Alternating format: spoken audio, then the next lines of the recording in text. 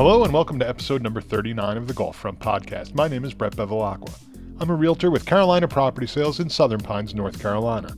Every Monday I release a new episode profiling one of the over 60 fantastic golf courses located in the Sandhills. This is the place to live if you live to play golf. This week's podcast is all about the Dormie Club. About 6 miles north and 15 minutes from the village of Pinehurst lies a golf experience that is completely off the charts. If you follow the podcast, you may have noticed that in my 3 years of living in Pinehurst, I have had the opportunity to play a lot of courses, and Dormie Club is out of this world. Dormie Club is an offering that checks every box, impeccably maintained, not a blade of grass out of place, not a footprint in the bunkers, not a bad roll on the greens. Difficult, and when I say difficult, I am not playing around. It reminded me of a cross between Donald Ross and Mike Strands. It has par 4s that force you to use a driver, 3-wood, and par 5s that dare you to use your driver. It is chock full with trouble, and then when you least expect it, it begs you to drive the green on a handful of par 4s. The greens are bent but as slick as any Bermuda greens I have ever played, and the bunkers are deep, well placed, and punitive if your sand game isn't on point. This course dares you not to take a caddy and chews you up and spits you out if you don't bring your A game. It hosts some of the toughest holes in the area, and everything, and I mean everything, is first class. The fairways are wide, the greens are tremendous, the pace of play is lightning, and you may even think you have the whole entire course to yourself. The Dormie Club opened in 2010 and originally was a public course. That has changed. Now it is private and one of the toughest courses to get on in the Sandhills. This Bill Coore and Ben Crenshaw design draws its inspiration from the Scottish Highlands. It has everything you want and nothing you don't. Bill Coore and Ben Crenshaw really need no introduction, but for those who don't know, Coore, Crenshaw were responsible for the redesign at Pinehurst No. 2 and designed Bandon Dunes in Oregon, Old Sandwich Golf Club in Massachusetts, Friars Head in New York, Cabot Cliffs in Nova Scotia, and Sand Hills Golf Club in Nebraska. All have been ranked in Golf Digest's Top 100. Additionally, Dormie is ranked by Golf Week as one of the 10 best private courses in North Carolina. Dormie Club plays just under 7,000 yards from the tips, with a rating of 73.7 and slope of 138. From the white tees, it plays just over 5,800 with a rating of 68.8 and slope of 124. Dormie Club has a driving range and a putting green. The clubhouse is something else. I played with a +3, so we played from the blue tees, which in most cases were just a few yards from the tips, while someone from our foursome played from the white tees. On more than a few holes, we were 50 to over 100 yards further back. I don't want to be a golf snob, but this course is meant to be played from the back. It is a totally different experience. Also worth noting, the first 3 holes at Dormie Club are meant to be warm-up holes. I'm not 100% sure about this, but I was told that in Scottish tradition, a player plays the first 3 holes and then play or the match starts on the 4th hole. Interestingly enough, the 3rd hole returns you to the clubhouse. What also lends truth to this statement is the first 3 holes at Dormie Club are far and away the easiest on the course, though a case could be made for the 14th until you get on the right side of the green.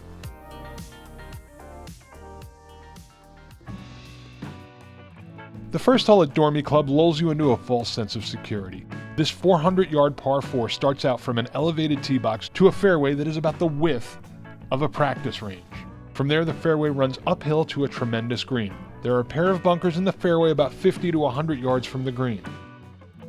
The second hole is another par 4 just slightly shorter than the first. You will need about 250 from the tips to carry the bunker on this dogleg left, and from there, you'll have just over 100, maybe 120 yards up a slight incline to a back-to-front sloping green with a false front. The greens were fast and incredibly tough to negotiate for those of us who are used to Bermuda.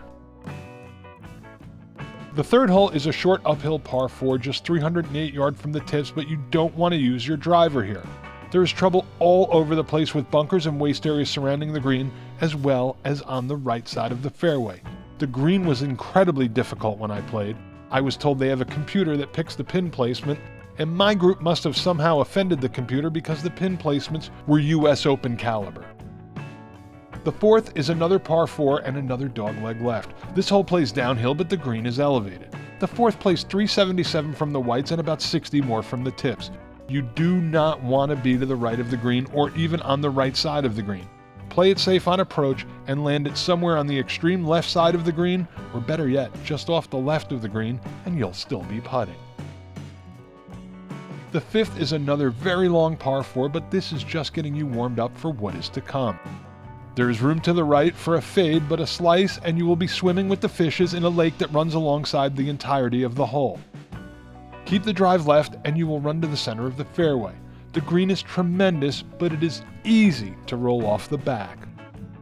The sixth is the first hole that isn't a par 4. It is a 500-yard or more par 5 that runs uphill to a very wide fairway that narrows as you get closer to the green. Stay away from the left as there is a waste area and the bunker is too easy to find. I found trouble left and had to punch my second shot back into the fairway, then went from the green from over 200, finding the woods on the left. This is definitely a layup on your second shot par 5. The thin and deep green is straight away but tucked into the trees and requires accuracy to avoid trouble. Then you'll have to go past the 14th tee box to get to the 7th tee. Unless you are playing from the whites, 7 is a really long par 3. As I said, Dormie Club really becomes two different golf courses between the whites and the back tees. The white tees on the par 3 7th play about 150, while blue and black are over 200. There is room left in the front side and behind the 7th green. Right is nothing but trouble. What becomes apparent is the course is getting harder with each hole. The 8th at Dormie Club is the boss of Moore County / Sandhills Golf. I think eventually I will post a podcast about the most round-wrecking holes in the area. This one will be there. The 8th at Dormie, 400 yards from the white, 460 from the blues, and a yard short of 490 from the tips. Off the tee, you are contending with a large hill. Play it just left of center, and there is a chance to get some roll. Too far left, and you are in the woods. Too far to the right, and even on a good drive, you aren't getting there in two. A decent drive will leave you on the hill. From there, you are about 220 from the green that is tucked off to the left, and is about the shape and size of an Olympic swimming pool. I believe it is 45 yards deep. I swung with everything I had from the hill and left it just right. Made a heroic chip 7 feet from the pin that was up in the front. I still two-putt. I said it about Donald Ross holes on number 2 and Pine Needles. Playing this hole makes you a better golfer. 9 does not come back to the clubhouse, and I think that's why this par 3 works here. It makes it feel as there is no break, just a continuous stream of golf. You play uphill over some sort of marsh. You'll need a club or more to reach this medium-length par 3. This hole should not be overlooked. You need a par here because this is where things can start to unravel on the course.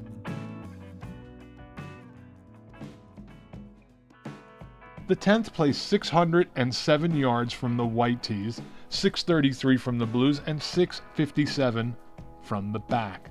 It is also only the second dogleg on the course, and once again a dogleg left. From the tee you will see a number of mounds. The mound on the left, don't go left of that. On your second shot, aim to the right of the bunkers on the fairway, and then you will have a 150-yard shot to a small green. Anything right of this green is trouble.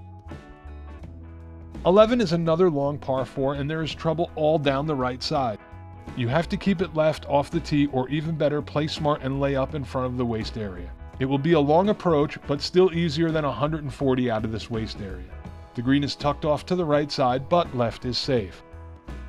The par 3 12th is the shortest hole on the course. Really short, but don't be fooled. This is a club more. There is nothing but trouble in front of the green. The green is large, and the next time I play this hole, I'm not taking any chances and putting my tee shot on the back of the green. 13 is another long par 4. Keep it to the left of the big tree on the right side of the fairway. You will still have a long approach shot to get to this very tough green. 14 is your reward. This is the second par 4 on the course that is under 310 from the tips. Except this one is easy to get to. Off the tee, aim to the left of the bunker, and you should roll to the right of the fairway, maybe even pin high. From there you need to chip onto the left side of the green. The right won't hold. 15 is a medium-length par 4. From the blues and black tees you will need to carry a lot of natural area. Off the tee, aim just to the left of the bunkers. Unless you are long and straight, then maybe just a bit to the right. I missed the green pin high by about 15 yards to the left on my approach and rolled onto the green where I promptly 3-putt for bogey. 16 is a downhill par 3 with trouble to the left. Being short here is not the worst thing since the green is flanked tightly with bunkers and waste area. The par 5 17 plays less than 500 yards from the tips. Aim at the tree on the right side. If you don't hit it long, you have no choice but to lay up in front of the waste area on the face of the hill in front of the green. Add a club or 2 on your third shot to get to the elevated green. This hole requires 3 very good golf shots. I doubt it gives up a lot of birdies. If you shoot par or better on this and the 8th hole, you have had a great round. 18 is a fantastic finishing hole. Most players will need to lay up on this lengthy par 4. There is a 25-yard deep stretch of waste area that runs across the fairway. Beyond the waste area, the fairway is very thin, and going right will just put you in more waste area. The green is large and a good producer of 3 putts.